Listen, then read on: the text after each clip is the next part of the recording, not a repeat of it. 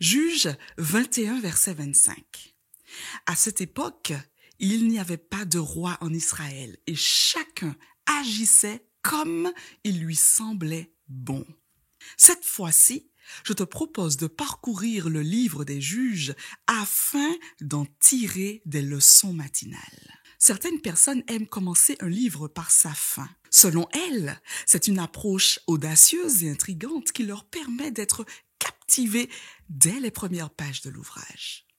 Pour ma part, c'est la meilleure manière de spoiler le récit, car j'aime me laisser plonger dans la logique narrative, être entraîné par mon imagination, être tenu en haleine par le suspense et enfin me laisser surprendre par la chute. Pour autant, à la fin de la lecture du livre des Juges, je constate que la dernière phrase que nous propose l'auteur est une belle introduction au récit et par extension à nos réflexions matinales. À mon humble avis, elle résume succinctement la teneur du livre des Juges. Je me permets donc de te proposer ce verset de Juges 21, verset 25, en guise d'introduction à nos réflexions.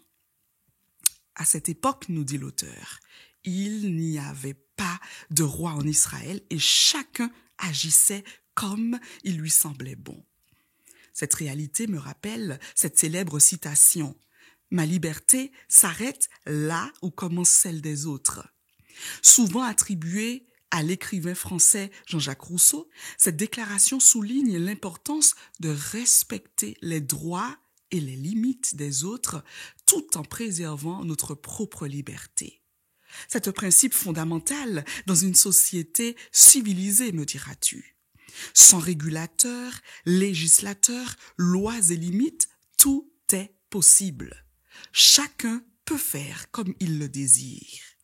Ainsi, il s'ensuit l'anarchie, le chaos, désespoir et traumatisme. Alors que la société qui m'entoure me dit « do what you want », certains en connaîtront la malheureuse référence. Dieu, lui, se propose d'être mon roi. Il met à ma disposition sa loi afin de donner une limite structurante à mon épanouissement autant qu'à celle de mon prochain. Ce matin, as-tu contemplé sa loi? Mon conseil du jour est tiré de 1 Timothée 4, verset 15. Que ce livre de la loi ne s'éloigne point de ta bouche. Médite-le jour et nuit pour agir fidèlement selon tout ce qui y est écrit, car c'est alors que tu auras du succès dans tes entreprises et c'est alors que tu réussiras. Sois béni.